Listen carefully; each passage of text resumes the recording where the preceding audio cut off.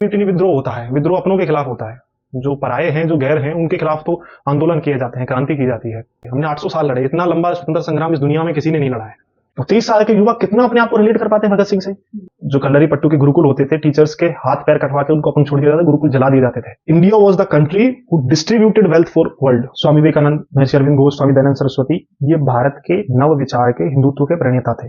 नेताजी सुभाष चंद्र बोस ने कहा, मेरा राष्ट्रवाद सत्यम शिवम सुंदरम से प्रेरित है। मेरा राष्ट्रवाद किसी और देश को घातक नुकसान पहुंचाने के लिए नहीं है। स्वामी विवेकानंद कहते थे कि अपनी चीज है, लाख बुरी है, फिर भी वो हमारी है, हम उसको एक्सेप्ट करेंगे, और दुनिया की चाहे कितनी भी अच्छी नकार दो। भारत की डिप्लोमेसी हाथी का पांव है, धीरे चलता है, पर चलता ऐसा कि हटता नहीं। फिर भारत के पास शक्ति है तो दुनिया सेफ है। सबसे बड़ा उदाहरण है भूटान, नेपाल।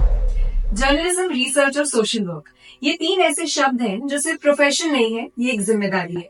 और जब एक इंसान इन तीनों जिम्मेदारियों को जीता है, तब वो एक कहानी नहीं, एक सोच को जन्म देता है। आज हमारे साथ सफर बातों के नए एपिसोड में एक ऐसे व्यक्ति जुड़े हैं जो सिर्फ जर्नलिस्ट ही नहीं, रिसर्च भी करते हैं और हमारी दुनिया को एक नया नजरिया देते हैं सोचने का। He was also invited in Parliament as guest speaker for floral tributes to Indian revolutionaries and also twice. So here we have with us today Mr. Suraj Sharma, जो आज हमारे नए एपिसोड में हमारे साथ हैं ऑन सफर बातों का। नमस्ते। अच्छा लगा, मतलब मैंने आपके कुछ पुराने वीडियोस देखे थे, तो अच्छी बातें सुनने को मिलती हैं काफ़ी। एक शायद मैंने मेंटल हेल्थ का देखा था, so it was very good because आज मैंने देखा कि मेरे कुछ दोस्त वगैरह भी हैं, तो उन बातों से गुजरते हैं जो सुनिए। अच्छा लगा। Thank you so much for being here. तो आज हम डिस्कस करने वाले हैं about revolutionaries, which is a very important term. तो मैं शुरुआत करना चाहूंगी ये पूछ के कि जब हम इंडियन फ्रीडम स्ट्रगल की बात करते हैं तो उसमें हम ज्यादातर रेवोल्यूशन, म्यूटिनी या फिर फ्रीडम स्पीचेस की बात करते हैं। So what is actually that freedom struggle जिसके लिए लोगों ने इतनी मेहनत की? एक्चुअली जो हम सोचते हैं ना, वो जैसे कि आप कह रहे हैं प्रोटेस्ट चल रहे हैं, म्यूटिनी है, एक फिल्मी दुनिया है जो फ्रीडम स्ट्रगल की दिखाई। ना हमने वैसा कुछ पढ़ा, क्योंकि हिस्ट्री के टीचर भी सबसे बोरिंग क्लास होती थी। एसएसटी को कहते थे ना, स्टूडेंट स्लीपिंग टाइम, क्योंकि तो हम वैसा पर्सपेक्टिव डेवलप नहीं कर पाए। भारत का स्वतंत्रता संग्राम या फिर इंडियन फ्रीडम मूवमेंट वास्तव में ये जो प्रोटेस्ट और इन सब से बहुत आगे था। ऐसा नहीं कि प्रोटेस्ट वगैरह नहीं होते, मैंने कहा प्रोटेस्ट होते थे, उससे बहुत आगे थे। हम कोई साल, 2 साल, 10 साल, 50 साल नहीं लड़े, हम 800 साल लड़े हैं। तो ये पीढ़ी दर पीढ़ी ट्रांसफॉर्म होने वाला एक बहुत बड़ा रिवॉल्यूशन था, जिसमें प्रोटेस्ट, म्यूटिनी कहीं नहीं थी। जिसे आप म्यूटिनी कह रहे हो, वो एक बड़ा स्पार्क था भारतीय जनमानस के अंदर। तो म्यूटिनी तो नहीं कहेंगे उसको, म्यूटिनी विद्रोह होता है। विद्रोह अपनों के खिलाफ होता है। जो पराये हैं, जो गैर हैं, उनके खिलाफ तो आंदोलन किए जाते हैं, क्रांति की जाती है। तो म्यूटिनी तो नहीं थी, ये पीढ़ी दर पीढ़ी ये जो भारतीय समाज का पुनर्जागरण था वास्तव में। ये भारत का खड़ा होने का वो स्टेज थी कि जैसे मान लो आप सो रहे होते हैं, तो सुबह 3:30 बजे जो नींद खुलती है, तो ये वो नींद खुलना था जिसे आप म्यूटिनी कह रहे हैं। फिर हम अंगड़ाई लेके खड़े होते हैं, बिस्तर से निकलते हैं। 1947 में हम बिस्तर से निकले और अभी तक हम खड़े हो रहे हैं। तो जो मूवमेंट है वो अभी खत्म नहीं हुआ है वास्तव में। भारतीय समाज का पुनर्जागरण ही भारत का स्वतंत्र संग्राम था। तो म्यूटिनी से और प्रोटेस्ट वगैरह से बहुत आगे था। स्पीचेज, ये ठीक है कि स्पीचेज होती थी, स्पीचेज से ज़्यादा फर्क पड़ता था उस समय की पत्रकारिता से। वास्तव में हर क्रांतिकारी पत्रकार था। यानी कि देखो, भारत में प्रेस आई बाइबल के प्रचार के लिए, लेकिन हमारे क्रांतिकारियों ने उसको काम में लिया विचारों के प्रचार के लिए। नेताजी सुभाष चंद्र बोस रेडियो पर जो है अब अपने भाषण दिया करते थे। गांधी से लेकर और वीर सावरकर तक। वीर सावरकर जी की पत्रकारिता मैं आपको बताता हूँ, 27 साल वो जेल में रहे। काला पानी में जो 25 साल रहे, वो काल कोठरी में उनको पेन पेपर तक नहीं मिलता था। उन्होंने दीवारों पर कीलों से, कोयलों से लिखकर सैकड़ों कविताएं, सैकड़ों लेख और आर्टिकल्स लिखे, याद किए, मिटाए, लिखे, याद किए। उसके बाद जब वो यवतमाल में नजरबंद रहे, उस दौरान उन्होंने पेपर पर लिखा। तो वो जो विचारों का प्रचार था, वो पत्रकारिता, वो बड़ा एक, जैसे कहते हैं ना, कि बहुत की रोल निभा रही थी उस समय आंदोलनों में। तो ये सब चीजें डेवलप होकर एक बड़ा पूरा एक सिनेरियो बनाती हैं। ऐसा नहीं कि सिर्फ म्यूटिनी या सिर्फ स्पीचेस से हमारा आंदोलन खड़ा हो गया। खुदीराम बोस को 17 साल की उम्र में लटकना पड़ा था। तो आगे की कहानियां हैं। जो रिवॉल्ट ऑफ 1857 है, उसे कुछ लोग सबसे पहले इंडिपेंडेंस वॉर कहते हैं, कुछ लोग कहते हैं ये सिर्फ एक म्यूटिनी थी। तो क्या वो जो रिवॉल्ट था उसने सही में हमारे इंडिपेंडेंस की स्ट्रगल को एक स्टेज दिया था, उसे शुरू किया था? म्यूटिनी कुछ लोग नहीं, ब्रिटिशर्स कहते हैं, और रिवॉल्ट हम लोग कहते हैं। कहते नहीं, वो वास्तव में रिवॉल्ट था। एक्चुअली ऐसा नहीं है कि वो वहां से शुरू हुआ था। दरअसल जब भारत के स्वतंत्र संग्राम करेंगे ना, तो वो जनमानस का एक पुनर्जागरण कैसे था। 1857 से पहले से हम लड़ रहे थे। ऐसा नहीं कि झांसी की रानी 1857, उससे पहले पहले भी सब लोग लड़े हैं। और सिर्फ अंग्रेजों के खिलाफ ही नहीं, गुलामी उससे पहले भी थी। पहले दिन से, the very first day we were attacked, we were fighting for our freedom. Mewar में कभी घुस नहीं पाए वो लोग, यहाँ तक कि दक्कन के पार नहीं जा पाए, कोंकण के पार नहीं जा पाए। तो वो क्यों नहीं जा पाए? क्योंकि हम पहले से लड़ रहे थे। हमने 800 साल लड़े। इतना लंबा स्वतंत्र संग्राम इस दुनिया में किसी ने नहीं लड़ा है। 1857 जो था, वो मूल्यों की लड़ाई बन गया था। यानी कि अब तक तो क्या हुआ, अंग्रेजों ने क्या कर रहे थे कि सिर्फ हमारे रिसोर्सेज का दमन कर रहे थे। 1857 में एक बात इतनी खटक जाती है। ऐसा नहीं था कि वो वहीं से ऐसे ही फैल पड़ा। दरअसल प्लान पहले से हो चुका था पूरे भारत में। उनके खिलाफ सशस्त्र क्रांति होने ही वाली थी कि मंगल पांडे, दरअसल मंगल पांडे उस यात्रा, उस प्लानिंग में शामिल नहीं थे इनिशियली। लेकिन मंगल पांडे, जो गाय की चर्बी वाला जो किस्सा आपने सबने सुना कि गाय की चर्बी उनको पता चला कि कारतूसों में है, वहां से वो सैनिकों को संगठित करते हैं कि ये हमारा देश है, हम इनके लिए गोली खाते हैं, हम इनके लिए लड़ते हैं और ये हमारी भावनाओं का सम्मान नहीं करते। वहां से सेना में से जो है क्रांति निकलना शुरू हुई और पूरे भारत में फैली। तो वो सिर्फ एक म्यूटिनी नहीं थी। और जो कुछ लोग कहते हैं, ये वही लोग हैं जिनको ब्रिटिशर्स से बाकायदा स्टाइपेंड मिलता था। आप archive.org पे जाइएगा और वहां पे सिंपल 3 वर्ड डालिएगा, गांधी अलाउंसेस फ्रॉम ब्रिटिशर्स। तो आपको पूरा डेटा मिलेगा, पूरा हिसाब किताब मिलेगा कि उनको कहां से कितना अलाउंस मिलता था। तो वही लोग, ब्रिटिशर्स के जो अलाउंसेस लेने वाले लोग हैं, उनकी जो फेलोशिप लेने वाले लोग हैं, वही 1857 को म्यूटिनी कहेंगे, विद्रोह कहेंगे। वो वास्तव में एक स्वतंत्रता संग्राम था। इसी की कहानी के ऊपर आप देखेंगे कि वीर सावरकर जी को जेल क्यों हुई, काला पानी में क्यों उनको और उनके बड़े भाई को क्यों भेजा गया। बड़े भाई के पास, उनका बड़े भाई के ऊपर इल्जाम था कि इसके पास बैंड बुक मिली है। और वो बैंड बुक कौन सी थी?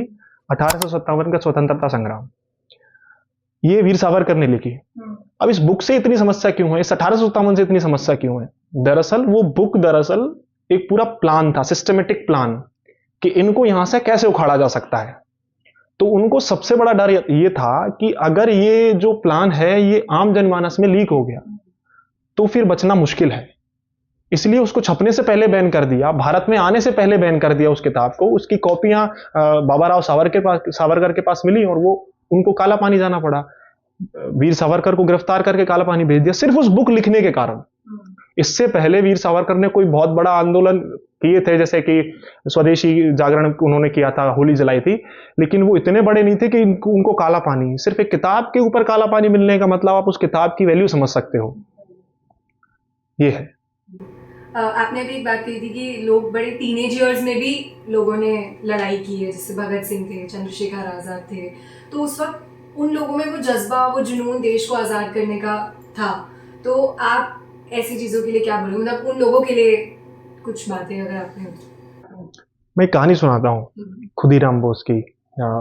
खुदीराम बोस ऐसा कह सकते हैं कि पहले ऐसे क्रांतिकारी जिनको सिस्टमेटिक ढंग से रिवॉल्यूशनरी होने के कारण फांसी पर लटकाया जाए। दरअसल वो कहानी पूरी थी क्या, एक ब्रिटिश ऑफिसर था जो कि वो इसी बात के लिए जाना जाता था, जज था, कि वो क्रांतिकारियों को बहुत ब्रूटल सजाएं देता था। तो अनुशीलन समिति में ये योजना बनी कि इसको जो है इसका एनकाउंटर करना है। तो ठीक है, खुदीराम बोस जी के साथ एक और बिहार के क्रांतिकारी को काम दिया गया, पिस्टल मिली, जर्मनी से पिस्टल मंगवाई गई और उसका एनकाउंटर कर दिया। खुदीराम बोस एनकाउंटर करके पैदल 40 किलोमीटर पहुंच के वहां से निकलने के लिए इस रेलवे स्टेशन पहुंचते हैं। 17 साल का लड़का पिस्टल कमर में टांग के मार कर ब्रिटिशर को 40 किलोमीटर पैदल चल के रेलवे स्टेशन पहुंचता है, थका हारा, भूखा प्यासा, और वहां पे उसको गिरफ्तार करने पुलिस पहुंचती है। सोए हुए थे स्टेशन पर खुदीराम बोस, और उनको जैसे ही आहट हुई कि उनके आसपास कोई चहलकदमी बढ़ी है, वो पिस्टल निकालें इससे पहले उनको गिरफ्तार कर लिया गया। अगर वो पिस्टल भी निकाल लेते तो गिरफ्तार भी नहीं होते, बच जाते। कोर्ट में पेश किया गया तो उनको पूछा कि भाई क्यों मारा था। सिंपल बताया कि ये जो ब्रिटिश ऑफिसर है ये क्रांतिकारियों को बहुत ब्रूटल तरीके से सजाएं देता है, और सिर्फ यही नहीं करता, ये जाता है गांव में माँ बहनों के बलात्कार करता है, उठाकर लाता है, कितनी लड़कियां गांवों से गायब है, मार दिया गया उनको, इसलिए मैंने इसको मारा है। 17 साल की उम्र में वो नाबाल, आज की कॉन्स्टिट्यूशन के हिसाब से किसी भी दुनिया में चले जाओ 17 साल का मुझे नहीं लगता कोई बालिग होगा एक शरिया कानून के अलावा। उस वक्त उनको फांसी दी गई, और वो जो फांसी थी वो उस समय के युवाओं में इतनी चर्चा का केंद्र बन गई कि लगभग हर कॉलेज में क्रांतिकारी खड़ा होने लगे। भगत सिंह जी का सवाल है, अन्य बटू केशव दत्त और इनका सवाल है, तो जो अपनी पुस्तक है ना 1857 का स्वतंत्र संग्राम, ये क्रांतिकारियों की गीता हुआ करती थी। यानी आजकल हमेशा से गीता क्या रही है कि जिसने पढ़ी वो सन्यासी हो गया। 1857 की स्वतंत्र संग्राम में एक ऐसी पुस्तक थी, वो जिसने पढ़ा वो क्रांतिकारी हो गया। तो चाहे हिंदुस्तान रिपब्लिकन लिबरेशन आर्मी ले लो चंद्रशेखर आजाद जी की, जिसमें भगत सिंह थे, उसकी एक ही शर्त थी, उसमें शामिल होना है तो आपने वो पुस्तक पढ़ी होनी चाहिए, इसके अलावा और कोई शर्त नहीं है। नेताजी सुभाष चंद्र बोस जी की INA इंडियन नेशनल आर्मी, वो युवाओं उसमें जाते थे सशस्त्र क्रांति के लिए। उसमें जो जब ट्रेनिंग होती थी, जो किट मिलती थी सैनिक को, उसमें क्या होता था, यूनिफॉर्म, राइफल, जूते और वो पुस्तक। कुल मिलाकर ऐसा कह सकते हैं कि 3 पीढ़ी के क्रांतिकारियों के जो मेंटोर थे वो वीर सावरकर। उनकी वो पुस्तक वो स्पार्क थी जो हर युवा में धधकती थी कि हमें ये करना है, ऐसे रिवॉल्यूशन खड़ा करना है। तो यही ये सब कहानियां उनके अंदर जिंदा थी। भगत सिंह जी का आपने एक रणदीप हुड्डा की मूवी भी है, नहीं सावरकर, उसका फर्स्ट सीन ही ये है। जेलर पूछता है कि भगत सिंह से, भाई क्या हुआ तुम्हें, इतने मतलब तुम 23 साल के हो, अभी तो जीवन शुरू ही हुआ है यार, क्या हुआ है तुम्हें, कहानी कहां से शुरू हुई। तो वो भी यही कहते हैं, एक किताब पढ़ ली थी 1857 का स्वतंत्रता संग्राम। भगत सिंह जी के बारे में ऐसा कहते हैं कि युवाओं की, जब आजकल युवा का स्वभाव से विद्रोही होता है, वो क्या है, माता पिता के खिलाफ, गुरुओं के खिलाफ, वो सबके समाज के खिलाफ विद्रोह, उसका स्वभाव ही ऐसा है क्योंकि वो एनर्जी इतनी होती है कि उसको एक्सप्लोर करना होता है और मर्यादाएं बांधती हैं। तो भगत सिंह जी वैसे कोई सभी जैसे युवाओं जैसे थे, तो उनका भी यही था कि वो भी विद्रोही हैं, क्रांतिकारी, तो उनको एक कम्युनिस्ट होने का ठप्पा लोग लगा देते हैं। मैं अपने युवाओं को उनके बारे में पूछा, इसलिए मैं ये बात जरूर हाईलाइट कर रहा हूँ कि उनको कम्युनिस्ट होने का ठप्पा लगाते, लेकिन ऐसा नहीं था। भगत सिंह जी का पूरा परिवार, मैं एक शब्द यूज कर रहा हूँ, कट्टर आर्य समाजी थे। स्वामी दयानंद सरस्वती जी के अनुयायी थे, कट्टर आर्य समाजी थे, एकदम पूरे धर्मपरायण। रही बात उनके कम्युनिस्ट विचारों की, तो इसके मतलब जरूरत से अधिक पूरे सबूत हैं कि ब्रिटिशर्स प्लान तरीके से उनको किताबें, जो पॉलिटिकल प्रिजनर्स होते थे उनको देते थे। एक बड़ा रिस्क लेते थे वो इसके लिए कि भाई, जिससे कि ऐसा इसलिए करते थे कि वामपंथ को पढ़ाने से, कम्युनिज्म को पढ़ाने से जो इंडियन रिवॉल्यूशन की जो कोर स्पिरिट है ना, वो यहाँ की नेशनलिटी है, स्पिरिचुअल नेशनलिटी है। भारत का पुनर्जागरण ही भारत का स्वतंत्रता संग्राम था, जो यहाँ की परंपरा से, यहाँ के ट्रेडिशन से, यहाँ की वैल्यूज से निकलता था, प्रेरित था। तो उसको खत्म करने के लिए वो ऐसी किताबें देते थे। तो उन विचारों से वो अंत में प्रभावित हुए, लेकिन उनका पूरा के पूरा रेवोल्यूशन, गुरु जो थे वो स्वामी दयानंद सरस्वती, स्वामी विवेकानंद, और यही लोग थे जिन्होंने जो भारत की आधुनिक राष्ट्रीयता का, जैसे कहते हैं कि ध्वजवाहक जिनको हम कह सकते हैं। तो बच्चों की सोच और समझ बढ़ती चली गई और फिर ही हमारा देश इस तरीके से आजाद हो पाया। उनका पीढ़ियां, एक से ज्यादा पीढ़ियां लगे। तो हमारा जो ये फ्रीडम मूवमेंट है, उसके 2 अप्रोचेस थे। एक तो अहिंसा परमो धर्म जो महात्मा गांधी लेकर आए थे, और एक ही क्रांतिकारी वाला जो भगत सिंह और वो सब लोग लेकर आए थे। तो आप कौन सी अप्रोच पे ज्यादा फोकस करते हैं और कौन सी अप्रोच आपके हिसाब से? मैं उसी पे फोकस करता हूँ जिससे वास्तव में आजादी मिली है। एक्चुअली वो अप्रोच दोनों की एक ही थी, ना गांधी अलग थे ना सावरकर, क्योंकि लक्ष्य तो कहीं ना कहीं एक ही था, भारत की आजादी। लेकिन देखो, व्यवस्थित प्लान किसके पास था? अगर जैसे हम करियर का पढ़ते हैं, तो मेरे पास प्लान है कि मैं ग्रेजुएशन करूंगा, पोस्ट ग्रेजुएशन करूंगा, रिसर्च करूंगा, ये सब तो एक प्लान है मेरे पास करने का। तो प्लान जिसके पास है उससे आजादी मिलेगी। तो प्लान जो था ना, वो अनुशीलन समिति के पास ही था, सशस्त्र क्रांतिकारियों के पास ही था। जो अहिंसा परमो धर्मे वाला जो कंसेप्ट है वो अधूरा है। पूरा कंसेप्ट इन लोगों के पास ही था। उसमें अहिंसा परमो धर्म नेग्लेक्शन नहीं था उसका, पूरा था अहिंसा परमो धर्म, धर्मो हिंसा तथैव जय। तो वो मैं बिल्कुल वीर सावरकर जी का जो पूरा, मतलब मैं आपको एक बात बताता हूं, ब्रिटिशर्स भारत से जब छोड़कर गए तो सबसे बड़ा खौफ उनके मन में किसका था? नेताजी सुभाष चंद्र बोस। वो कहकर गए कि it is Subhash Chandra Bose who is making us to leave here। तो और वो जाते जाते ये ट्रीटी साइन करके गए नेहरू सरकार के साथ कि सुभाष जब भी भारत आएगा आप उसे हमको सौंपेंगे, और इस ट्रीटी का रखरखाव करने के लिए 20 साल तक न्यू दिल्ली में केजीबी का इंडिपेंडेंट ऑफिस चलता रहा कि ये लोग उसको छुपा नहीं लें। मतलब वो इंडिपेंडेंट ऑफिस का मतलब समझ सकते हो, हमारे देश में वो जमीन केजीबी की यानी ब्रिटिश खुफिया एजेंसी की थी। वो नेताजी बोस किसने बनाए, कहा उनको किसने कहा? ऐसा नहीं कि वो किसी ने उनको कहा तब वो बने। ही वॉज अ बंगाली, और बंगाल तो क्रांतिकारियों का गढ़ था। तो नेताजी बोस क्या है कि भारत को संगठित करके सशस्त्र क्रांति करना चाह रहे थे। सभी नेताओं से मिले, जिन्ना से मिले कि भाई हमें देखो पंथ मजहब ठीक है, हमें एक साथ आकर इनको निकालना चाहिए। जिन्ना बोला ठीक है। बोले मैं मुसलमानों की तरफ से आपसे बात करने आया हूं कि आप मुसलमानों की तरफ से मेरे को आश्वासन दें कि हम एक क्रांति खड़ी करेंगे और करेंगे। बोले ठीक है, आप हिंदुओं की तरफ से किससे बात करोगे? तो बोले गांधी से करूंगा, कांग्रेस। बोले तो ये जिन्ना, मैं जिन्ना की बात बता रहा हूं कि कांग्रेस हिंदुओं की रिप्रेजेंटेशन नहीं करती इस देश में, आप सावरकर से मिलो। नेताजी वो सावरकर के पास आए तो उस समय वर्ल्ड वॉर की खबर आई थी दुनिया भर में, वर्ल्ड वॉर शुरू होने वाला था। तो it was Veer Savarkar who suggested Netaji Bose कि आप रास बिहारी बोस जी की आजाद हिंद फौज को ज्वाइन करो, उन्हें आपकी जरूरत है, जाकर सेना बनाओ, आप बाहर से हमला करो, मैं अंदर से संगठित करता हूं।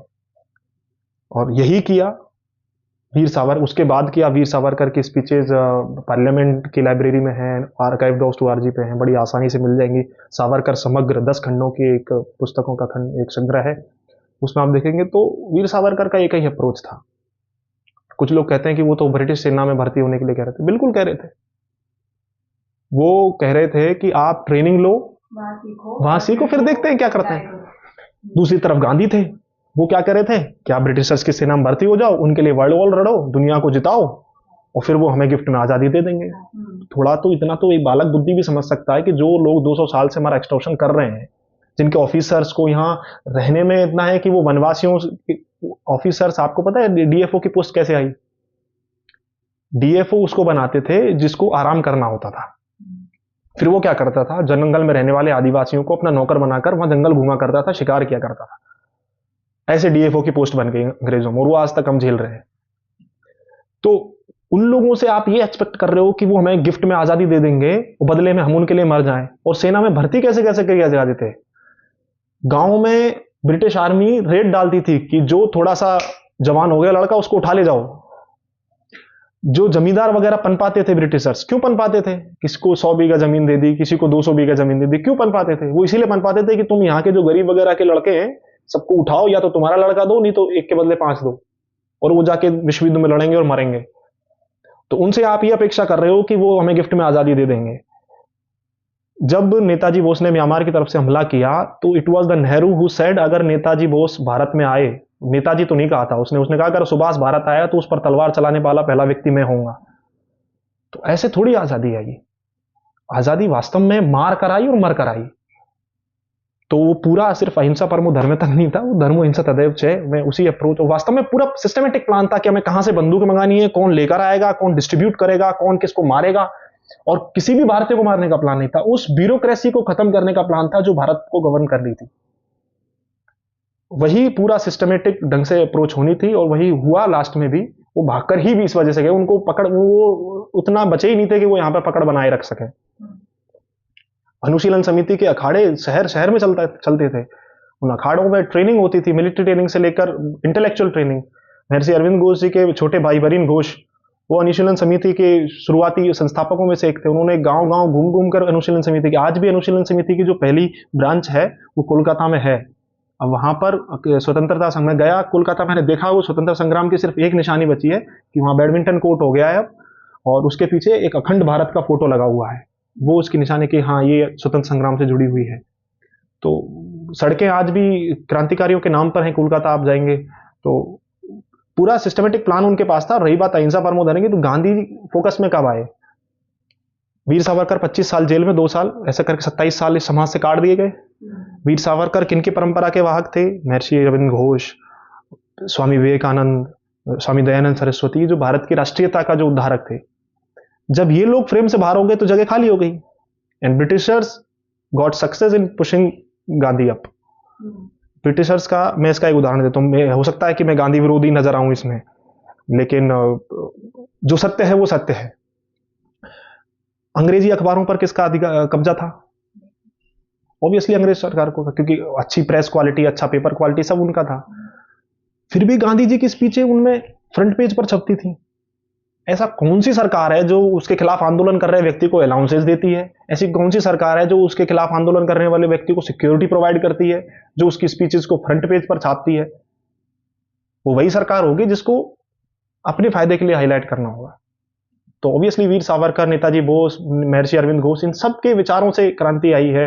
उन सब, खुदीराम बोस जैसे लाख, अरे 1.25 लाख से ज्यादा तो ऑन रिकॉर्ड मरे, फांसी लटके हैं, जो गोलियों से मर गए, जो भूखे मर गए। असहयोग आंदोलन के दौरान प्रेग्नेंट महिलाएं, गर्भवती महिलाएं सड़कों पर थीं, जो और हिंसा के उससे चौरी चौरा कांड के ऊपर उन्होंने वापस ले लिया गांधी ने आंदोलन। क्यों ले लिया भाई? उनका हिसाब कौन देगा जो सड़कों पर मर गए? तो आजादी का जो पौधा लगा है वो खून से सींचा गया है। हमारी किताबों में ये सब कहीं नहीं है। नहीं, कहीं भी नहीं। हमारी किताबों में हिस्ट्री पढ़ी है, पर हमने कभी सावरकर, घोष, इन सब के बारे में इतना पढ़ा ही नहीं। बस एक एक जगह कहीं नाम आ जाता था, बस ज्यादातर नाम महात्मा गांधी, चंद्रशेखर आजाद, जवाहरलाल नेहरू। अच्छा, पढ़ा भी होगा तो ना ऐसे पढ़ा होगा कि चंद्रशेखर आजाद क्रांति कर रहे थे, वीर सावरकर क्रांतिकारी थे, नेताजी बोस क्रांतिकारी थे, महर्षि अरविंद घोष क्रांतिकारी थे। इनको एक एक्सट्रैक्टेड सिंगल पर्सन आइडेंटिटी बताया, महापुरुष की छवि क्रिएट करना बड़ा नुकसानदायक है। वो जो पूरा वेब था ना, उन्होंने कह दिया कि कांग्रेस ही थी जो संगठित तरीके से लड़ रही थी। ऐसा नहीं था। कांग्रेस का जियोपॉलिटिकल एग्जिस्टेंस नहीं था, पूरी दुनिया में एग्जिस्टेंस नहीं था। कांग्रेस सिर्फ देश में थी, कुछ लोग बाहर गए थे। अनुशीलन समिति का एक एक नेटवर्क दुनिया भर में फैला हुआ था। एक एक नेटवर्क, यानी वीर सावरकर ट्रेनिंग करने, बॉम्ब बनाने की ट्रेनिंग करने पेरिस भेजते हैं क्रांतिकारी को। अभिनव भारत अनुशीलन समिति से जुड़ा हुआ। इधर बरीन घोष एक व्यक्ति को, एक क्रांतिकारी को उसी जगह ट्रेनिंग करने भेजते हैं। दोनों वहां मित्र बनते हैं, दोनों बॉम्ब बनाने की ट्रेनिंग आके भारत के लोगों को देते हैं। It was a well plan revolution. एक से एक वेब जुड़ा हुआ था, कोई अलग अलग कहानियां नहीं थी। जैसे अब चंद्रशेखर आजाद, अब कितनों को पता है चंद्रशेखर आजाद और भगत सिंह जी साथ लड़ रहे थे? सबको पता है चंद्रशेखर आजाद जी भी लड़ रहे थे, भगत सिंह जी भी लड़ रहे थे। कितने लोगों को ये वेब पता है? जो मतलब ये जो नेटवर्क जब तक समझ में नहीं आएगा ना, तब तक भारतीय स्वतंत्रता संग्राम की हकीकत समझ में नहीं आएगी। और वो भारत का पुनर्जागरण था। जब तक वो कहानी समझ में नहीं आएगी, तब तक हमें यही नहीं पता कि हम कहां से आए हैं, तो ये कैसे डिसाइड करेंगे कहां जाएंगे। जब हम कहाँ से आए हैं की बात करते हैं, तो कुछ ऐसे छुपे हुए फ्रीडम फाइटर्स भी होते हैं जो लोगों को शायद पता भी नहीं है, शायद मुझे भी नहीं पता होंगे। तो अगर मैं आपसे ऐसे कुछ फ्रीडम फाइटर्स का नाम पूछूं। बरीन घोष, महर्षि अरविंद घोष जी के छोटे भाई, सिस्टर निवेदिता का नाम सुना है? हुआ स्वामी विवेकानंद जी की शिष्या। She was not Indian by birth, but she fought for India. यहाँ की स्पिरिचुअलिटी को पढ़ के कि ये देश जब तक आजाद नहीं होगा तब तक दुनिया का कल्याण कैसे हो सकता है। महर्षि अरविंद घोष जी को और सचिंद्रनाथ सन्याल जी को मिलाने वाली सिस्टर निवेदिता और महर्षि अरविंद घोष दोनों मिलकर एक अखबार निकालते थे जो विचारों का प्रचार करता था। तो आप समझिए, सब फ्रीडम फाइटर्स ही तो हैं। बरीन घोष जी का तो बारे में पढ़ा ही नहीं कि वो भी काला पानी गए थे। महर्षि अरविंद जी के छोटे भाई भी काला पानी थे, और काला पानी में जो ब्रूटल एट्रोसिटीज की जाती थी वो समझ से परे है कि ऐसा भी होता था। तो ये बड़े नाम हैं। स्वामी विवेकानंद, महर्षि दयानंद सरस्वती को स्पिरिचुअल लीडर की तरह पोर्ट्रे कर दिया जाता है। He was a freedom fighter. Durga भाभी, आपने दुर्गा भाभी का नाम सुना है? एचआरएलए के साथ जुड़ी थी, और HRLA Hindustan republican liberation army, Chandrashekhar Azad ji और भगत सिंह जी वाली जो थे। जो चंद्रशेखर आजाद जी को जब पार्क में घेर लिया था, अब उस डायरी की कॉपी मेरे पास नहीं है, but I can claim on my approach कि ऐसा कहते हैं कुछ लोग कि उनकी मुखबरी नेहरू के लोगों ने की थी कि चंद्रशेखर आजाद वहां छुपा हुआ है, किसी से मिलने आया है। तो जिस पीपल के बरगद के पेड़ के पीछे चल के खड़े होके चंद्रशेखर आजाद जी ने गोलियां चलाई, उसको अंग्रेजों ने उखड़वा दिया था कि उसकी कोई निशानी यहाँ नहीं रहनी चाहिए। उस पेड़, उसी जगह पर दुर्गा भाभी ने वापस जाकर पेड़ लगाया, और वो पेड़ अभी जिंदा है। चंद्रशेखर आजाद जी की निशानी उन्होंने जिंदा रखी। तो बहुत सारे लोग हैं। पतित पावन मंदिर वीर सावरकर ने स्थापना की। ये मंदिर ही अपने आप में फ्रीडम फाइटर था, यहाँ से जातिवाद का उन्मूलन करने में लगे हुए थे। इधर बिरसा मुंडा फ्रीडम फाइटर, अपने राजस्थान से भुरेटिया कोनी मानूरे, एक बुक है आप जरूर पढ़ना, भुरेटिया कोनी मानूरे। एक आदिवासी, उनका नाम याद नहीं आ रहा, आदिवासी थे फ्रीडम फाइटर, तो उन्होंने छेड़ दिया संग्राम। तो अंग्रेज़ों ने समझाया कि भाई तुमको जो चाहिए वो ले लो और चुप हो जाओ। तो अंग्रेज़ों को कहते थे वो भुरेटिया, अपने राजस्थानी में कहते हैं ना, जो ज़्यादा गोरे होते हैं उनको बुरा कहते थे, तो भुरेटिया खूनी मानू रहे कि नहीं मानूंगा, बुरे लोगों मैं नहीं मानूंगा, मैं तो लड़ूंगा। तो ऐसे असंख्य हैं। अभी सरकार ने एक अच्छा अभी चलाया था, एक हर राज्य के स्वतंत्रता संग्रामों को आगे लाने। चंद्रशेखर राजा जयपुर रहे थे, इसमें कुतुबास में रहे थे, पुरानी सिटी में एक जगह है, वहाँ उनकी साइकिल अभी भी रखी हुई है अपने जयपुर में।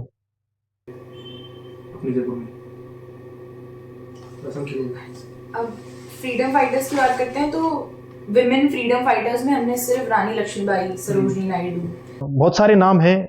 रानी लक्ष्मीबाई रेजिमेंट आईएनए की, उसकी जो कमांडर इन चीफ वो कौन थी, वो भी वुमेन ही थी। पूरी की पूरी बटालियन थी आईएनए में।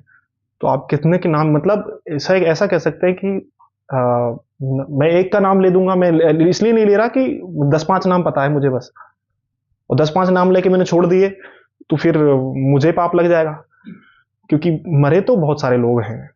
कितने ही लोगों ने, और सिर्फ मरे ही नहीं, कितने ही लोगों ने रोटियां खिलाई हैं क्रांतिकारियों को। वो माएँ भी तो क्रांतिकारी हैं। भगत सिंह जी की माँ, उनके घर पे क्रांतिकारियों का जमावड़ा रहता था, वो पका पका कर खिलाती थी उनको। तो उनका कंट्रीब्यूशन कहाँ जाएगा?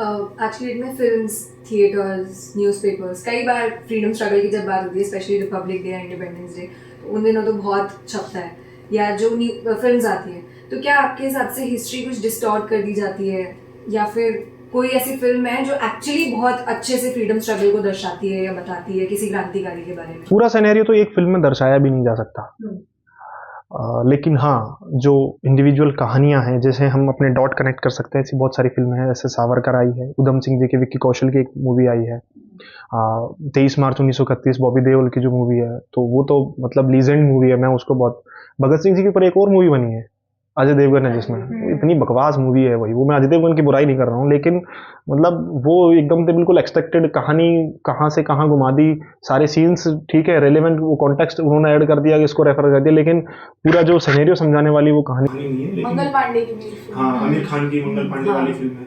और अभी एक नई फिल्म रिलीज होने वाली है डॉक्टर हेडगेवार के ऊपर, वो भी फ्रीडम फाइटर्स की उसमें कहानी है सारी। तो एक फिल्म या फिर ऐसी कोई नहीं, जैसे एक, हाँ, सारी कहानी समझाने वाली ये रिवॉल्यूशनरी जो बुक है संजीव सान्याल, फैक्ट वाइज है, तो इसकी अलग अलग जो कहानी है वो आसानी से डॉट कनेक्ट हो सकते हैं, इसमें रेफरेंसेस भी। अच्छा, एक और है द सैंडविच सिविलाइजेशन, कौन सा, जीसाइडी बग जी की बुक है, इंडिया, भारत एंड पाकिस्तान। और एक और है how India won it's freedom की बुक है। तो इनसे अच्छी सही तरीके से कहानी समझी जाती है। बाकी हिस्ट्री जो मैनिपुलेशन की बात है, वो बात तो सही है, इसमें कोई डाउट नहीं कि इसको रोज बार बार कहना भी, ऐसे कहते थे कि यही कह रहे हैं फिर असली हिस्ट्री लाओ। अब इस बात से आगे उठकर हमें सबको पता है कि हिस्ट्री को मैनिपुलेट किया गया। अब हमें इससे आगे बढ़कर अध्ययन करके सही इतिहास लोगों के सामने रखना चाहिए। उसके कारण भी हैं कई सारे। वामपंथियों ने एजुकेशन मिनिस्ट्री ही क्यों मांगी? जब मिलीजुली सरकार बन रही थी तो उन्होंने कहा कि हमें तो शिक्षा मंत्रालय दे दो बस। तो किस लिए मांगी? अच्छा, पहले कौन थे शिक्षा मंत्री? मौलाना अबुल कलाम। इतना लंबा नाम है, मैं शॉर्ट में लेता हूँ। तो वो तो ठेठा मूठा छाप थे, मदरसा छाप थे, उन्होंने 5वीं क्लास की मार्कशीट नहीं थी उनके पास। उस पहले 5 में से 3 शिक्षा मंत्री कौन थे? तो maybe I maybe look communal, but ठीक है, ये सत्य है, बहुत कड़वा सत्य है। फ्रीडम स्ट्रगल जब हम बोलते हैं तो आज के लोगों को, आज के यूथ को, अगर हम उसको सही से दर्शाना चाहते हैं, दिखाना चाहते हैं, तो कैसे कर सकते हैं? टेक्स्ट बुक्स में शामिल करके पढ़ेगा ही, नंबर लाने के लिए बच्चा पढ़ेगा ही। दूसरा, मूवीज अच्छा माध्यम है। अब जैसे शिवाजी राजे छावा आई, तो सबको पता चला कि अच्छा शंभू राजा भी थे जो लड़े। तो मूवीज तो बेस्ट तरीका है, क्योंकि वो जल्दी और मास तक पहुंचता है। बट सिर्फ मास तक कहानी पहुंचाकर उसको समझाया नहीं जा सकता जब तक उसका इंटरप्रिटेशन ढंग से नहीं किया जाएगा। कहानी नहीं सुनाई आपने, इतिहास जब तक बच्चों को कहानी के रूप में नहीं सुनाएंगे, कैसे सुनेगा? अभी मैं चलो बड़ा हो गया, मुझे पता है कि हिस्ट्री पढ़नी है, तो इसलिए मैं पढ़ रहा हूं। 8वीं क्लास का बच्चा क्यों पढ़ेगा हिस्ट्री जब तक उसको कहानी नहीं सुनाई जाए? भगत सिंह जी और चंद्रशेखर आजाद, इन सबको बारे में क्यों पता है? क्योंकि इनकी कहानियां हमने सुनी है। तो बेस्ट तरीका नई पीढ़ी को बताने का यही है कि कहानी सुनाई जाए। एक आयु वर्ग को मूवीज से अच्छे मैसेज जाता है, लेकिन जो बच्चे हैं, जो नई पीढ़ी आ रही है, उसको तो कहानियों से ही पता चलेगा। जब तक टेक्स्ट बुक्स में कहानियां शामिल नहीं होंगी उनकी, तब तक वो पॉसिबल नहीं है कि उनके बारे में सही सिनेरियो दिखाया जा सके। टीचर्स को कहानियां सुनानी पड़ेंगी। ऐसा नहीं कि पीछे वाली बेंच के बच्चे तो सो रहे हैं और एसएसटी कैसे पढ़ाते हैं, बस किताब खुलवाई रीडिंग मार भैया, एक बच्चा रीडिंग मार रहा है, दूसरे बाकी सब उसको उंगली रख के, ऐसे नहीं समझ पाएगा जब तक टीचर कहानी नहीं सुनाएगा। कई टीचर्स तो इतने अच्छे होते हैं कि बहुत अच्छी अच्छी कहानियां सुनाई है उन्होंने। पेरेंट्स को पढ़ के छोटे हाँ, बच्चों को अगर पेरेंट्स को तो कहाँ पता है, पेरेंट्स को तो रील्स पता है आज। नहीं अगर वो पढ़ के बच्चों को कहानियां सुनाए छोटे में, तो शायद वो बच्चे भी आगे चल के कोशिश करेंगे। मैं 100% श्योर हूँ, हमारी जो जनरेशन है उसने भगत सिंह की कहानी पेरेंट्स की कहानियों में ही सुने हैं। भगत सिंह जी की हमने कहानियां ही सुनी है, कभी नहीं पढ़ा हमने भगत सिंह जी। बहुत कम लोगों ने पढ़ा। मूवीज में देखा है, घर पे मूवीज चलती थी भाई। हाँ, तो कहानियां जितनी सुनेंगे ना, इनकी कहानियों का सारा खेल कहानियों का, ये कहानी अच्छा मैसेज देती है, अच्छी तरीके से कहानियां टीचर्स को स्कूलों में सुनानी चाहिए। शायद अगर हम अब वाली जो हमसे छोटी जनरेशन है उसे नहीं बताएंगे ना, तो कहीं ये सब चीजें विलुप्त भी होती जाएंगी, क्योंकि हमें हमारी जनरेशन को भी उतनी नॉलेज नहीं है उतनी डेप्थ में जितनी होनी चाहिए। बिल्कुल बिल्कुल सही बात है। धीरे धीरे ये सब हाँ, खत्म होता जाएगा। और सबसे ज्यादा क्या कि मैंने कहा ना, जो महामानव बनाने वाली जो कंसेप्ट है कि महापुरुष बना दो, वो घातक क्यों? वो इसीलिए कि फिर हम चंद्रशेखर आजाद जी को हमसे अलग समझने लगते हैं कि यार वो तो महापुरुष थे, वो तो पैदा ही ऐसे। उनको जब तक हम वो नहीं बताएंगे कि वो हमारे बीच में रह के लड़ते थे, उनको ये स्ट्रगल फेस करना पड़ता था जैसे तुम कर रहे हो। मतलब एक नेताजी वो उसको कलावा बांधते थे तो उसके ऊपर प्रोफेसर जो है डांट रहा है, तो ये कहानियां उनको बतानी पड़ेंगी, तब तक वो कैसे खुद से रिलेट करके बताना पड़ेगा, तब वो रिलेट। नहीं तो चंद्रशेखर आजाद जी के हमको एक फोटो पता है कि वो मूंछों पर ताव दे रहे हैं, कमर में पिस्टल है, तो वो महापुरुष हैं, वही क्रांतिकारी है। ठीक है, एक समाज को तोड़ने वाला जातिवादी सांप है, वो अपने आप को आजाद लिख लेता है पीछे, चंद्रशेखर आजाद जी के नाम के पीछे। तो वैसे वो, क्योंकि उसको क्या पर्सनैलिटी दिखानी है, वो डोमिनेंट पर्सनैलिटी की मैं तो हमेशा फ्री रहा हूं, तो वो जो फ्री रहने वाली कहानी है वो खुद से रिलेट करके समझानी पड़ेगी ना लोगों को, तब वो समझ में आएगा। भगत सिंह की कहानी 23 साल के थे मात्र, तो 23 साल के युवा कितना अपने आप को रिलेट कर पाते हैं भगत सिंह से? नहीं कर पा रहे। वो इसीलिए नहीं कर पा रहे क्योंकि उनके तो बता दिया कि वो ऐसे लड़ते थे। वो कॉलेज में थे जब फांसी चढ़े, वो कॉलेज में रहकर रिवॉल्यूशन कर रहे थे। जब तक उसको रिलेट करके कहानी नहीं सुनाएंगे तो उसको कब कैसे पता चलेगा कि क्रांति कॉलेजों से निकली थी? युवा तो कॉलेजों में पढ़ रहे थे, वही तो आगे बढ़े। सावरकर इतने ब्रिलियंट स्टूडेंट थे कि उन्होंने लॉ सब वगैरह पास कुछ कर लिया, अच्छा उनको फाइन लगा दिया था कॉलेज में, लेकिन उनका इसको सस्पेंड क्यों नहीं करते? ब्रिटिश ऑफिसर ने कहा कि वो सस्पेंड करेंगे तो हालत खराब हो जाएगी, एक ब्रिलियंट स्टूडेंट है, कुछ दिखाने के लिए तो रिजल्ट होना चाहिए हमारे पास। तो आपको लगता है आज कॉलेज की पढ़ाई भी बहुत हद तक इम्प्रूव होनी चाहिए, या एजुकेशन सिस्टम का तो एक है ही, लेकिन हाँ, उनका जो कैंपस का माहौल जो है वो बहुत है कि उसमें वो चीजें शामिल होनी चाहिए। एजुकेशन सिस्टम की बात हो रही है तो ऐसा हमारी टेक्स्ट बुक्स में ही लिखा हुआ है कि ब्रिटिशर्स ने दिया है ये एजुकेशन सिस्टम। हाँ, तो पढ़ रहे हैं वो तो ये दिया ही है, ट्रेन्स उन्होंने दिए हैं हमें तब जाके। तो मतलब ऐसा भी बोला जाता है कि कहीं ना कहीं डेवलपमेंट जो हो रहा है देश का, वो कुछ ना कुछ ब्रिटिशर्स की वजह से हुआ है। उस पर आप क्या कहते हैं? देखो, दो चीजें हैं। एजुकेशन, बात सही है कि एजुकेशन सिस्टम जो पढ़ रहे हैं ब्रिटिशर्स वाला ही है, हमारा तो खत्म कर दिया था। गुरुकुल मैं बताता हूँ, केरल के अंदर आज कुछ बचे हैं जो कल्लरी पट्टू के गुरुकुल होते थे, टीचर्स के हाथ पैर कटवा के उनको अपन छोड़ दिया जाता था, गुरुकुल जला दिए जाते थे। और ऐसे इस प्रकार से मैकॉले सिस्टम आगे लागू हुआ। रही बात डेवलपमेंट की, तो ट्रेन लाए, वो बात सही है। क्यों लाए? उनको ये चिंता पड़ी थी कि हमारे लोगों को, उनको यहाँ से माल ढो के ले जाना था, इसलिए लेके आए।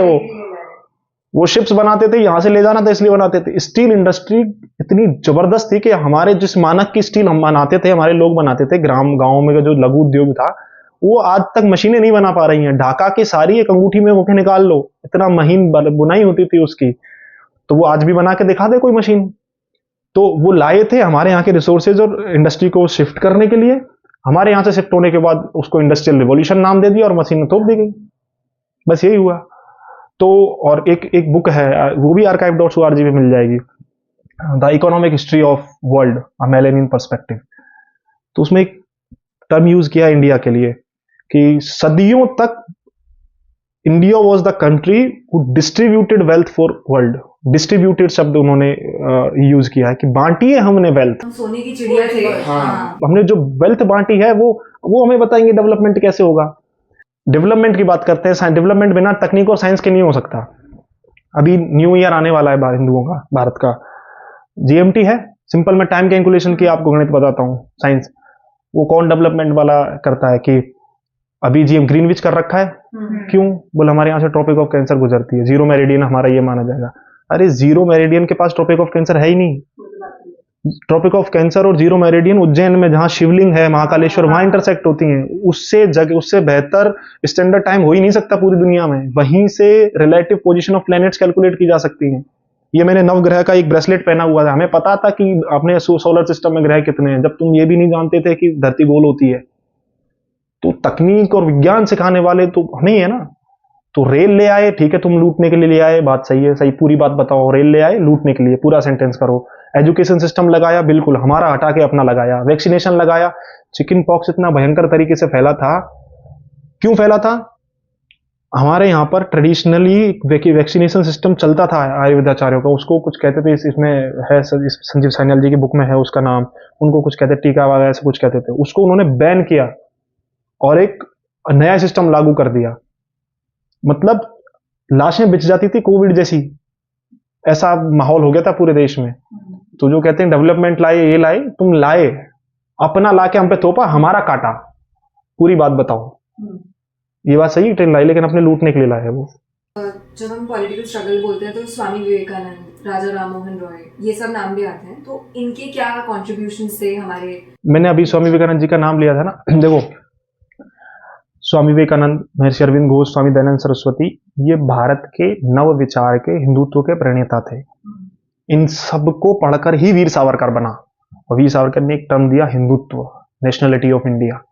वो भारत की राष्ट्रीयता है। इतने बड़े भारत को एक विचार का उसका मूल सार निकालना, इन सब का वीर स्वामी विवेकानंद और इनका कंट्रीब्यूशन है। स्वामी विवेकानंद का गर्व से कहो हिंदू है, यानी प्राउड करो कि तुम जो हो उस पर प्राउड करो, तब तुम्हारे अंदर वो पुनर्जागरण होगा। मैं स्वामी विवेकानंद का कंट्रीब्यूशन, अब उनकी शिष्य जो सिस्टर निवेदिता, उनको बताया मैंने कि ये क्या। आप ये मान लो, वीर सावरकर को लोग जो टारगेट करते हैं ना, वीर सावरकर को टारगेट करना अगर समाज ने एक्सेप्ट कर लिया, अगला नंबर स्वामी विवेकानंद का है, ये आप तय मान लीजिए। स्वामी विवेकानंद को एक्सेप्ट करने के बाद अगला नंबर महर्षि अरविंद, स्वामी दयानंद सरस्वती का है। स्वामी दयानंद सरस्वती को एक्सेप्ट करने के बाद राम का है, राम को तो टारगेट करते ही हैं। मतलब उस नेशनल आइडेंटिटी को समझाने वाले लोग स्वामी विवेकानंद, उन्होंने समझाया कि भारत यानी क्या है, भारत के विचार यानी क्या है। जो नर से नारायण होने का जो सिद्धांत तुम फॉलो कर रहे हो कि हम ईश्वर में मिल जाएंगे, उसका यहाँ लॉजिक क्या है, हमने ऐसा क्यों कहा है, ये स्वामी विवेकानंद ने समझाया। और स्वामी विवेकानंद, ऐसा कह सकते हो कि वीर सावरकर जी का जो कोर फिलॉसफी है ना, वो स्वामी विवेकानंद जी ही है। वीर सावरकर जी ने पतित पावन मंदिर बनाया, सहभोज कराए, स्वदेशी का प्रमोट किया, वो स्वामी विवेकानंद जी के कंसेप्ट थे सारे। जो उन्होंने होलिका जलाई, वो स्वामी विवेकानंद जी का कंसेप्ट था कि हमें अपनी चीज को देखना है। स्वामी विवेकानंद कहते थे कि अपनी चीज है, लाख बुरी है, फिर भी वो हमारी है, हम उसको एक्सेप्ट करेंगे, और दुनिया की चाहे कितनी भी अच्छी है, नकार दो। तो वो स्वामी विवेकानंद जी का कंसेप्ट था। सिस्टर निवेदिता तो पता ही है कि बाहर थी, स्वामी विवेकानंद धर्म का प्रचार करने बाहर गए, उनकी शिष्या बनी, भारत आई, भारत को जानी और निवेदिता कहलाई। एक टीचर थी वास्तव में निवेदिता, तो भगनी निवेदिता, और वो भारत की आकर भारत की होकर रह गई। तो वो स्वामी विवेकानंद जी का कंसेप्ट था। स्वामी दयानंद सरस्वती, आर्य समाज, सब प्रकार के भेद मिटाओ और भारत को वापस खड़ा करो। हिंदू क्या है, सनातन क्या है, वेद क्या है, इसको वापस उन्होंने लोगों को समझाना। हम इतना, मतलब यार 800 सालों से लड़ रही एक आबादी है जिसको मतलब बुरी तरह करप्ट किया जा चुका है, तुमने उसके अंदर भेद डाल दी। अच्छा, जो कंसेप्ट है ना, कौन सा भेद डालने से ज्यादा कि यहाँ पर जाति पात, ये तो सब इतनी बुरी तरीके से इंपोज किया गया। एक इंसिडेंट है कि कलेक्टर को पहली जब जनगणना हुई, पहला जो कास्ट सेंसस हुआ, उसमें कहा गया कि कलेक्टर बता रहा है कि भाई मैं पूछ रहा हूँ कौन सी जाति के हो, तो उनको पता ही नहीं जाती। तो उनका कहा कौन लोग हैं, अच्छा ये काम करने वाले लोग, इनको इस जाति में डाल दो। ऊपर से बताया जाता था कि किस जाति में डालना है। वो सब जो कालिक लग चुकी थी, उनको मिटाने वाले तो यही लोग थे। महर्षि अरविंद घोष थे, बरिन घोष थे, स्वामी दयानंद सरस्वती, तो यही लोग थे। मतलब 1947 में जब भारत आजाद हुआ था, उसके बाद की बात करें तो वो जो डेवलपमेंट था, उसका फ्रीडम स्ट्रगल से कुछ लेना देना है, या वो सच में डेवलपमेंट हुआ? मैंने अभी कहा था ना कि कांग्रेस के पास प्लान नहीं था, ना आजादी लेने का प्लान था, ना आजादी के बाद क्या करना है उसका प्लान था। भगत सिंह एक बात कह सकते कि गोरे साहब चले भी जाएंगे तो बुरे साहब बैठ जाएंगे, और वास्तव में वही हुआ। हम आज तक डेमोक्रेसी में, फेक डेमोक्रेसी में जी रहे हैं। आजादी के बाद जो गवर्नमेंट बनी, उसके पास देश का कोई प्लान नहीं था कि अब आगे करना क्या है। उन्होंने ब्रिटिश ब्यूरोक्रेसी को ही अडॉप्ट कर लिया। लोकतंत्र यानी क्या, डेमोक्रेसी यानी क्या, डेवलपमेंट उस फिलॉसफी के आधार पर होगा कि सरकार कैसी है, कंसेप्ट क्या है इस देश के चलाने का। देश को चलाने का कंसेप्ट नहीं था, इसीलिए पाकिस्तान बर्बाद हो चुका है। कंसेप्ट यह कि लोकतंत्र होगा, वही जनता की ताकत होगी। जनता की ताकत कैसे होगी? वास्तव में देश में लोकतंत्र पहले से था, हमेशा से रहा है। राजाओं के टाइम पे लोकतंत्र ही था, ठीक है। लोकतंत्र यानी क्या कि जनता के पास सारी पावर्स हैं। अभी जनता के पास पावर है क्या? सारी पावर तो बाबू के पास है, जो ब्यूरोक्रेट बैठा हुआ है उसके पास है। उसको जनता चुन के भेजती है क्या? नहीं भेजती। मैं आपको नदबई विधानसभा का, एक राजस्थान में विधानसभा है नदबई, उसका एक उदाहरण बताता हूं। सरकार, पार्लियामेंट ने, जो जनता ने चुनकर भेजी जो सभा है, उसने कानून पास किया कि जो गरीब लोग हैं उनको 10% आरक्षण मिलेगा। एक एसडीएम साहब आके बैठते हैं, 2 साल तक एक ईडब्ल्यूएस सर्टिफिकेट नहीं बनता है उस विधानसभा में, सिंगल। कौन सी जनता के पास ताकत है?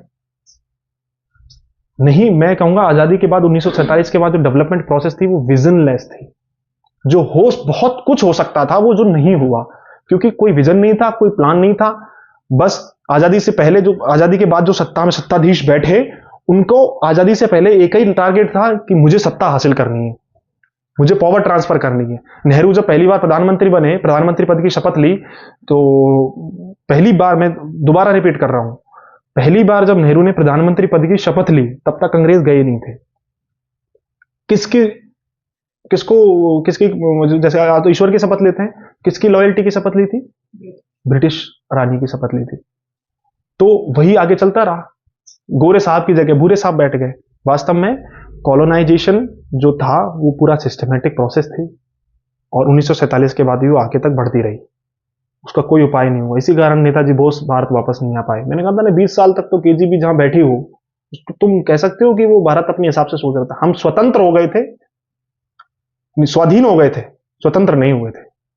स्वतंत्रता हम अभी अभी धीरे धीरे ला रहे हैं। जब तक तंत्र हमारा नहीं होगा, सिस्टम हमारा नहीं होगा, तब तक हम पूरी तरह स्वतंत्र नहीं होंगे। हमारा सिस्टम है अपनाना पड़ेगा, जो कि ब्रिटिश ब्यूरोक्रेटिक सिस्टम है, वो बिल्कुल जड़ से खत्म करो, अपना सिस्टम धीरे धीरे डेवलप करो। और ये बहुत मुश्किल है, क्योंकि करने वाले कौन है? वही ब्यूरोक्रेट है। वो ब्यूरोक्रेसी अपने आप को कैसे खत्म करेगी? और ये खत्म करना बहुत समझदारी वाला काम है, बहुत ग्राउंड लेवल से लेकर ऊपर तक। जब एक कंसेप्ट, एक प्लान, एक फ्लो में बैठेगा, तब तक ये नहीं होगा। मुझे लगता है कि सत्ता इसमें बीजेपी के अलावा कोई ऐसा नहीं कर सकता, और बीजेपी को अभी बहुत आगे इवॉल्व होना चाहिए इस मामले में, कि जैसे उन्होंने टॉप लीडरशिप बनाई है, वैसे ग्राउंड लीडर, एक विधायक उसी विचार का भी हो, जो विधायक इस पूरे अप्रोच से सोचे कि मुझे इस देश को वापस डिकोलोनाइज करना है, यहां से गुलामी की मानसिकता को हटाना है, यहाँ के सिस्टम को ठीक करना है। तब तक ये ये नहीं होगा, तब तक वो पॉसिबल नहीं है। ये ब्यूरोक्रेट्स नेताओं को घोटाले करना सिखाते हैं। यही अपनी साहब जो परंपरा है वो यही है कि कलेक्टर आ जाए तो कलेक्टर साहब। काहे को कलेक्टर साहब है? उससे ज्यादा तनख्वाह प्रोफेसर की होती है, कलेक्टर से ज्यादा। लेकिन वो जो साहब बन गया है कि दरोगा है तो किसी भी केस में फंसा सकता है, ये ब्रिटिश मानसिकता ही है, वो ब्यूरोक्रेसी में चल रही है, वही रूल कर रही है हम पर। अब तक जब तक वो नहीं हो तो डेवलपमेंट, हालांकि डेवलपमेंट उसके बाद आगे अप्रोच से हुआ है, अभी बहुत आगे हमें जाना है। 2047 लक्ष्य है इस देश का, तो अब हो रहा है। लेकिन 1947 के बाद से दुर्भाग्य रहा कि नहीं हुआ, क्योंकि सत्ता में बैठने वाले लोगों के पास ना आजादी लाने का प्लान था, ना आजादी के बाद क्या करने का है वो उसका कोई प्लान था। कोई विजन नहीं था उनके पास। जिस स्पीड से होना चाहिए थी चीजें, उसको बस सत्ता चाहिए, पॉलिटिकल ट्रांसफर पावर चाहिए थी, इसके अलावा कुछ नहीं चाहिए था। वो पॉलिटिकल पावर उन्हें मिल गई। तो इतने सालों में भारत बहुत ज्यादा ट्रांसफॉर्म हुआ है, इकोनॉमिकली, सोशली, पॉलिटिकली। तो क्या वो फ्रीडम फाइटर्स जो एक विजन लेके लड़ रहे थे भारत के लिए, उनका वो विजन पूरा हो चुका है? नहीं, अभी नहीं हुआ ना। 2047 लक्ष्य है अपना, हो जाना चाहिए था अब तक, 2025 तक हो जाना चाहिए था, लेकिन दुर्भाग्य से नहीं हुआ है, लेट है। ये बड़ा गिल्ट है जो समाज में काम करने वाले लोग हैं, उनको, उनके मन में भी है कि 2025 तक हो जाना चाहिए था, विजन पूरा नहीं हुआ। हम धीरे धीरे पॉलिटिकली मैच्योर हो रहे हैं, ये अच्छी बात है। हमारी पॉलिटिकल एक्यूमेसी डेवलप हो रही है, सोशल एक्यूमेसी भी डेवलप हो रही है। आज हम लोगों के बीच में जातिवाद नहीं है। आज की यूथ के बारे में बात करें तो जातिवाद सामाजिक से ज्यादा पॉलिटिकल और एडमिनिस्ट्रेटिव हो गया है। कुर्सी पर बैठा अधिकारी अपनी जात के बंदे को फायदा पहुंचाने की सोचता है, ये बड़ा दुर्भाग्य है। लेकिन हम धीरे धीरे ठीक हो रहे हैं और डेवलप भी हो रहे हैं। इकोनॉमी 5वीं इकोनॉमी, 5 टॉप 5 इकोनॉमीज में है, आगे बढ़ेंगे। मैन्युफैक्चरिंग सेक्टर पे मुझे लगता है हमें मैन्युफैक्चरिंग सेक्टर पे ध्यान देना होगा। इंफ्रास्ट्रक्चर अब आप हो भी रहा है बहुत जबरदस्त तरीके से। आप किसी भी शहर में जाएंगे, देश भर में घूमता हूँ, हर शहर में पुल और रोड ऐसे बन रहे हैं, सब जगह धूल फाकते हुए आते, तो वो हो भी रहा है। इंफ्रास्ट्रक्चर डेवलप हो रहा है, संसाधन निकल रहे हैं, मौके मिल रहे हैं, नई तकनीक विकसित कर रहे हैं। हम दुनिया के चौथे ऐसे देश बन गए जिनको स्पेस में डॉकिंग और अनडॉकिंग की टेक्नोलॉजी हमने हासिल कर ली है। तो बहुत काम हो रहा है और कर रहे हैं, हम सबको कंट्रीब्यूट करके वो लक्ष्य पूरा करना है 2047 तक। तो कुछ ऐसा विजन कुछ आप बताइए जो पूरे होने चाहिए और हमें भी उसमें अपना परम वैभवन ने तुम्हें तत्स्वराष्ट्रम, अपने राष्ट्र को परम वैभव पर पहुंचाना चाहिए। वो परम वैभव का अर्थ है सबको समान शिक्षा के अवसर हों, समरस हों, सशक्त हों, सबको समान अवसर हों। मैंने एक लाइन में कह दिया, सशक्त हों। जब हम रीअवेकनिंग की बात करते हैं तो आज की डेट में इंडिया क्या उतना सेल्फ रिलायंट या अपनी आइडेंटिटी बना पाया है? बिल्कुल, हम कुछ चीज़ों में कमज़ोर हैं, वहाँ हमें कॉम्प्रोमाइज़ करने पड़ते हैं और हमें उस कमज़ोरी को हटाकर आगे बढ़ना चाहिए। जैसे कि सेमीकंडक्टर्स का जियोपॉलिटिक्स सेमीकंडक्टर्स के आसपास घूम रही है, क्योंकि मैन्युफैक्चरिंग में सबसे बड़ा काम है कि हमें उसको काम में लेना है, तो हम कॉम्प्रोमाइज़ वहीं कर रहे हैं। बाकी हमने अपनी आइडेंटिटी बनाई है, हम ग्लोबल साउथ के लीडर बन गए हैं। ग्लोबल साउथ में अगर कोई किसी पे विश्वास कर सकता है तो चाइना पे नहीं कर सकता, भारत पर ही करना पड़ेगा क्या। और हम उस तरीके की जिम्मेदारी निभा भी रहे हैं। हम ऐसा नहीं कि हम उसका पॉलिटिकल फायदा उठा रहे हैं। हम अपनी आइडेंटिटी बनाई है, अपने मूल्यों के आधार पर बनाई है। हमारा जो डेवलपमेंट का रास्ता है, जैसे हमारे राष्ट्रीयता जो है, हिंदू नेशनलिज्म जैसे लोग कह रहे हैं, वो हिंदू नेशनलिज्म, महर्षि अरविंद घोष ने कहा कि it is the Sanatan Dharma which is the Hindu nationality of Bharat. When it rises Bharat rises, when it falls Bharat falls. Netaji Subhash Chandra Bose ने कहा है, मेरा राष्ट्रवाद सत्यम शिवम सुंदरम से प्रेरित है। मेरा राष्ट्रवाद किसी और देश को घातक नुकसान पहुंचाने के लिए नहीं है। तो हम उस मूल्यों से आगे बढ़ रहे हैं, तो दुनिया भर के लिए है। और भारत सशक्त होगा तो दुनिया भर में शांति होगी। अमेरिका के पास पावर आई, दुनिया भर में लड़ाइयाँ हुई। तो इससे पहले चीन के पास पावर आती है तो वो अपना दुनिया पर कब्जा करना शुरू करता है। भारत के पास पावर आती है, भारत के पास शक्ति है तो दुनिया सेफ है। सबसे बड़ा उदाहरण है भूटान, नेपाल। हमें अपनापन है। हाँ, अपनापन है। वसुधैव, हम कहते हैं ना कि उदार चरिता नाम तो वसुधैव कुटुंबकम। तो हम उदार चरित्र वाले जिनके लिए विश्व परिवार है, तो हम उन मूल्यों को लेकर आगे बढ़ रहे हैं और अपनी आइडेंटिटी बनाई है। आज भारत केंद्र में खड़ा होता है। कहीं भी आप किसी भी अंतर्राष्ट्रीय सभा को देखेंगे तो भारत केंद्र में होता है। और आप डिप्लोमेसी का मैं आपको एक बहुत कोर सब्जेक्ट बताता हूँ। Blinking of eyes in international conference is also diplomacy. आंख भी झपका रहे हैं तो वो भी डिप्लोमेसी है। तो अगर भारत बीच में खड़ा है तो भारत, इसका मतलब साफ है कि भारत ने अपनी पहचान बनाई है, भारत ग्लोबल साउथ का लीडर है। और ये बात बिल्कुल सच है कि जो वैल्यूज हमारे इंडियंस, हमारे हिंदू के पास है, वो कहीं नहीं है। मेरे एक साथी हैं ऑफिस में, तो वो कहते हैं कि भारत के इंटरनेशनल डेस्क पे वो जर्नलिस्ट है, तो वो कहते हैं कि भारत की डिप्लोमेसी हाथी का पांव है, धीरे चलता है पर चलता ऐसा कि हटता नहीं फिर। तो हम अपनी आइडेंटिटी बना रहे हैं धीरे धीरे और बनाएंगे भी। मुझे लगता है कि हमें अंदर से मजबूत और होना चाहिए। हमें अपने मैन्युफैक्चरिंग सेक्टर पर ध्यान देना चाहिए, नौकरियों से ज्यादा स्टार्टअप्स पे फोकस करना। अभी पिछले सालों में देखो, लोगों ने, सरकार ने स्टार्टअप्स को इतना बढ़ावा दिया है, हमें भी इसमें आगे बढ़ना चाहिए।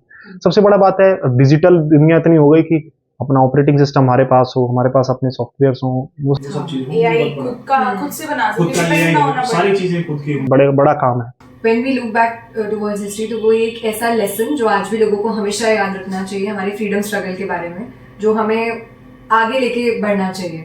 4 लाइन का है, 4 शब्दों का है, भारत माता की जय। यानी इसका मतलब क्या है? ये सिर्फ जयघोष नहीं कि हम भारत माता की संतान हैं, हम इस देश के नागरिक हैं। हमारे जीवन में कुछ अच्छा है और अगर देश के लिए आड़े आ रहा है, हमें नहीं चाहिए।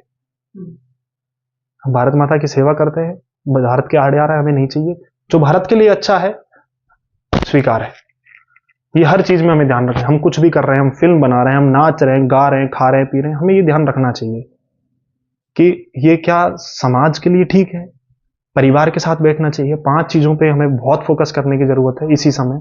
5 चीजें: सामाजिक समरसता, परिवार को कुटुंब प्रबोधन, हमें परिवारों को जोड़ना है। परिवार टूटा तो समाज टूट जाएगा। परिवार पहले ही इकाई है, हमें परिवारों को वापस बचाना है।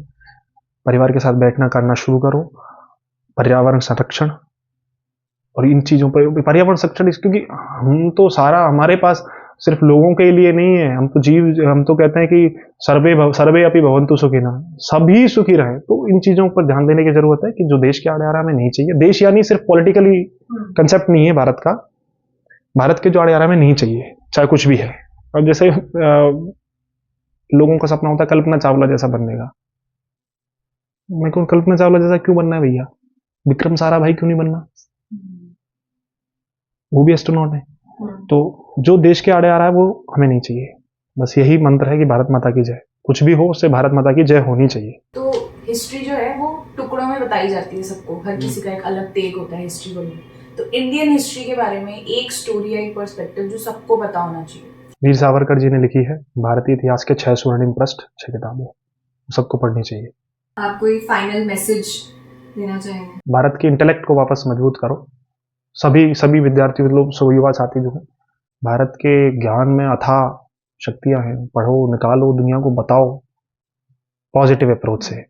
यानी कि ये कहानियां इसलिए नहीं सुनाई जानी चाहिए कि हमें किसी को छोटा करना है। कहानियां इसलिए सुनाई जानी चाहिए कि हमें सबको साथ लाना है, हमें बताना है कि सत्य ये है, इसलिए ये कहानियां सुनाई जानी चाहिए। तो इतिहास जानना बहुत जरूरी है, ज्ञान लेना बहुत जरूरी है, तो सही इतिहास जानना भी जरूरी है। So thank you so much Suraj, we were very delighted to have you. हमें बहुत कुछ जानने को मिला हिस्ट्री के बारे में, हमारे रेवोल्यूशनरीज के बारे में, एंड आई होप हमारी ऑडियंस को भी बहुत कुछ जानने को मिला होगा। कुछ गलती हुई हो तो मैं मतलब क्षमा हो पाता हूँ, और मैं चाहूँगा कि और आगे पढ़ें और ऐसी बातें, बहुत अच्छा काम कर रहे हैं आप, आगे ग्रो करें, अच्छी बात। थैंक यू सो मच, मुझे भी अच्छा लगा आपसे मिलने के लिए।